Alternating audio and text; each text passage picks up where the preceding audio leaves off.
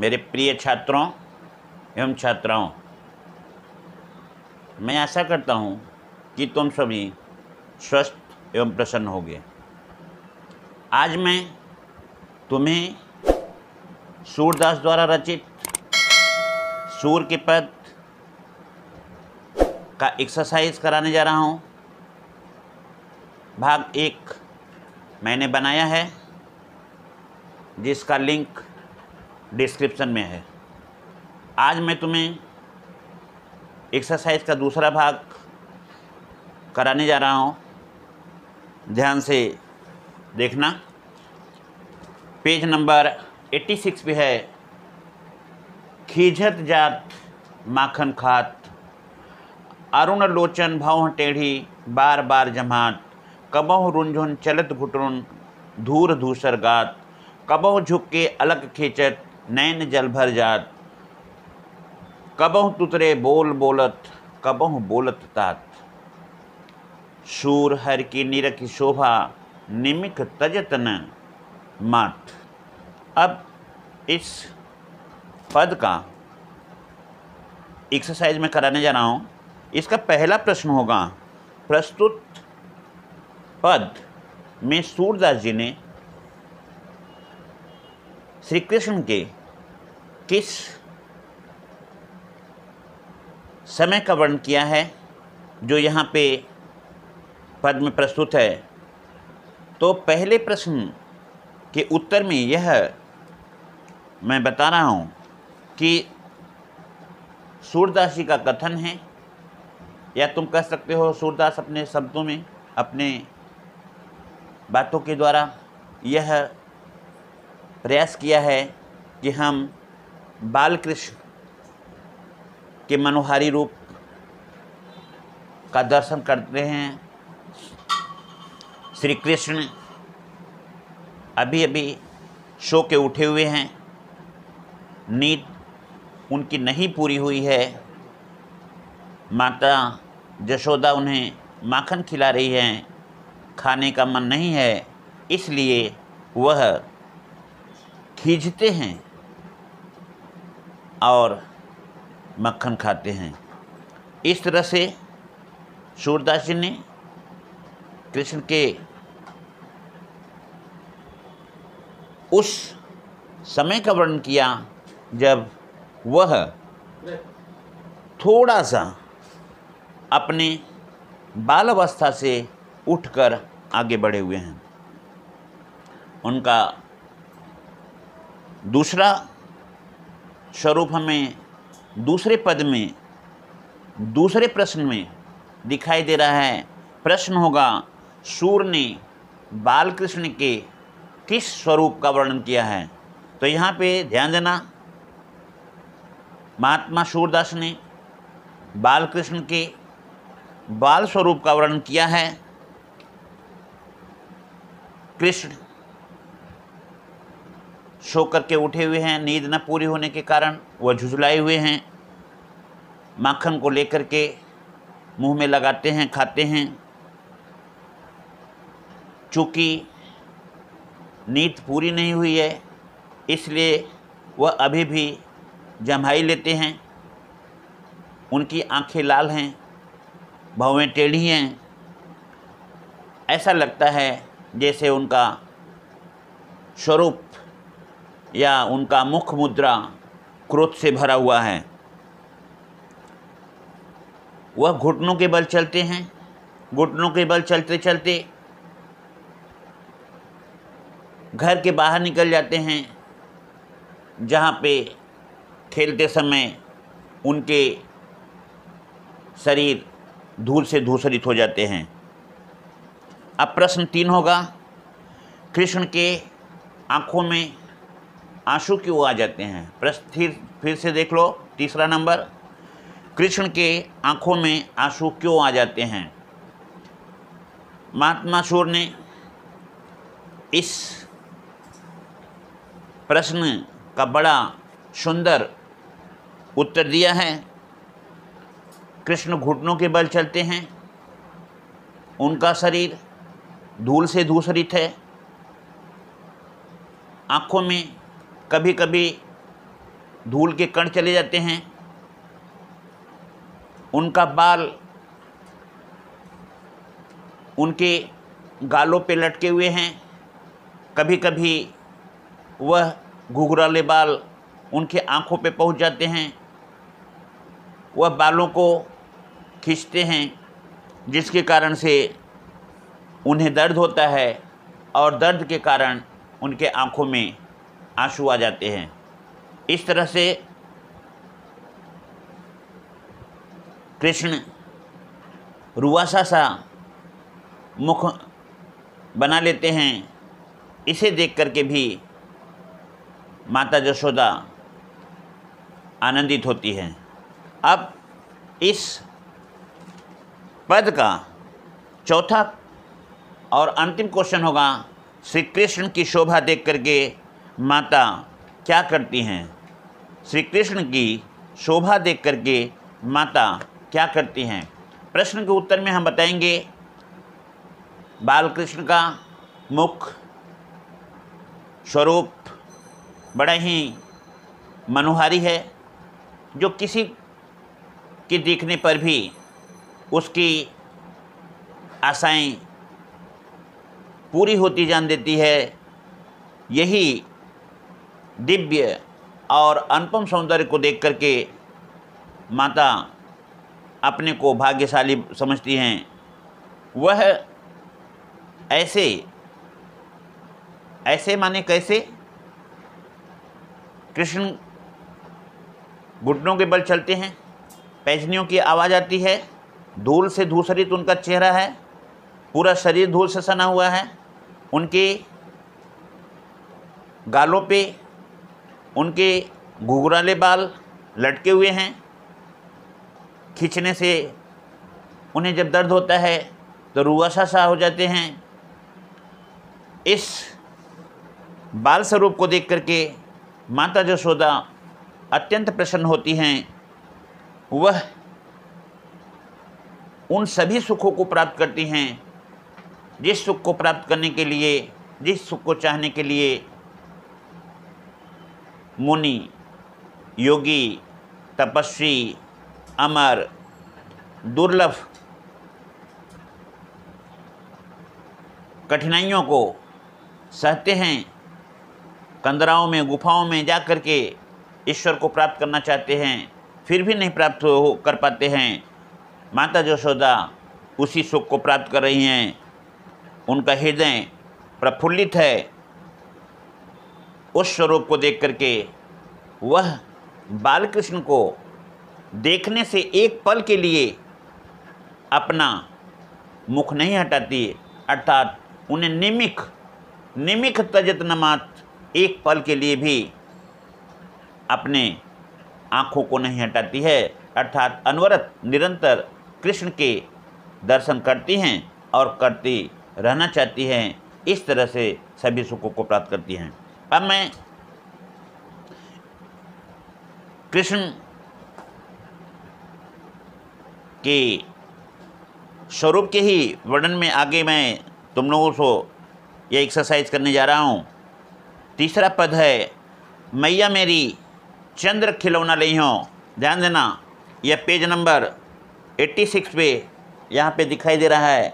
धौरी को पैपायन करियों, बेनी सिर न गुथइयों, मोतिन माल न धरियों, उर पर झुगली कंठ न लइयों, जइयों लोट अभन धरनी पर तेरी गोद न अइयों, लाल कहियों नंद बाबा को तेरो सुत न कहियों। मैं इसी पे छोड़ दे रहा हूँ, लेकिन तुम पूरा पद पढ़ लेना। सूरदास सब सखा बराती नूतन मंगल गई हों। इसमें पहला प्रश्न है, श्री कृष्ण क्या मांग रहे हैं? यदि उनकी मांग पूरी नहीं हुई तो यह क्या करेंगे? ध्यान देना, इस प्रश्न के उत्तर में मैं तुम सभी से यह कहना चाहता हूँ, बालकृष्ण आकाश में उगते हुए सुंदर चाँद को देख रहे हैं। उन्हें चाँद बड़ा ही प्रिय लग रहा है। वह चाँद को एक खिलौना समझते हैं और माता यशोदा से चाँद को पाने की इच्छा व्यक्त करते हैं और हठ करते हैं कि वह उन्हें चंद्र रूपी खिलौना ला करके दें। इसी का दूसरा प्रश्न है ऑप्शन में, यदि उनकी मांग पूरी नहीं हुई तो वह क्या करेंगे? यदि उनकी मांग पूरी नहीं हुई तो वह माता यशोदा को धमकी देते हुए कहते हैं कि यदि माता ने उनके मांग को पूरी नहीं किया तो वह धौरी गाय अर्थात उजली गाय का दूध नहीं पिएंगे, बेड़ी सिर में नहीं गुथाएंगे, मोतियों की माला नहीं धारण करेंगे, सिर पर चोटी नहीं बंधवाएंगे और कंठ में झुगली नहीं पहनेंगे। यहाँ पे बच्चे पूछ सकते हैं झुगली क्या होता है, तो ध्यान देना, पहले बच्चों को नज़र टोना लगने से बचने के लिए माँ छोटी छोटी घंटियों गुड़ियों का एक माला बना करके बच्चे के गले में डाल देती थी, जिससे उन्हें किसी भी प्रकार का जादू टोना न लगे, कहीं बच्चे डर न जाएं। माँ को यह विश्वास होता था उसे पहनाने से वह सुरक्षित रहेंगे। इस तरह से वह माँ को कहते हैं कि वह झुगली भी नहीं पहनेंगे। प्रश्न नंबर 2 होता है वह धरती पर क्यों लौट जाएंगे और क्या करेंगे? सूरदास के शब्दों में कृष्ण अपनी माँ को धमकी देते हैं कि यदि माँ उनकी मांगों को नहीं पूरी करते हैं, उनकी मांग है कि माँ उन्हें चंद्र खिलौना ला करके दे, अर्थात चंद्रमा रूपी खिलौना ला करके वह आकाश से दे, यदि वह नहीं देती है तो बालकृष्ण यशोदा की गोद में नहीं आएंगे, गाय का दूध नहीं पिएंगे, नंद बाबा का बेटा कहलाएंगे, उनका बेटा भी नहीं कहलाएंगे। और इतना ही नहीं, और भी धमकी देते हुए कहते हैं कि वह उसकी गोद में भी नहीं आएंगे। अब प्रश्न 3 है, यशोदा ने उनको क्या देने का लालच दिया? माता यशोदा ने उन्हें क्या देने का लालच दिया? इस प्रश्न का उत्तर यह है, बोलोगे, बालकृष्ण माता यशोदा से चंद्र खिलौना मांगते हैं और धमकी देते हैं कि यदि वह चंद्र खिलौना नहीं देती है तो वह गाय का दूध नहीं पिएंगे, सिर में बेड़ी नहीं गुथाएंगे, मोतियों की माला नहीं गूँथेंगे, मोतियों की माला धारण नहीं करेंगे, कंठ में झुगली भी नहीं पहनेंगे, धरती पे लेट जाएंगे। इतना ही नहीं, उनकी गोद में नहीं आएंगे, उनका बेटा नहीं कहलाएंगे, वह नंद बाबा के बेटा कहलाएंगे। इस तरह से माँ को लगता है कि कृष्ण काफ़ी क्रोधित हो चुके हैं, इसलिए माता यशोदा उनसे कहती हैं कि तुम ये जो मैं बात कहने जा रही हूँ बलराम से मत कहना, मैं चंद्रमा से भी सुंदर लड़की से तुम्हारा ब्याह कराऊंगा, तुम्हारी ब्याह कराऊंगी, जो तुम्हारी दुल्हन होगी और वह चंद्रमा से भी सुंदर होगी। इस लालच से या इस प्रकार का जब माँ लालच देती है तो कृष्ण खुश हो जाते हैं और अपना चंद्र खिलौना मांगने का जो हठ होता है उसे छोड़ देते हैं। अब इसका चौथा प्रश्न और अंतिम प्रश्न बनेगा कि उस बात का कृष्ण पर क्या प्रभाव पड़ता है। ध्यान देना, चौथा प्रश्न, उस बात का कृष्ण पर क्या प्रभाव पड़ता है। आंसर ध्यान से सुनना।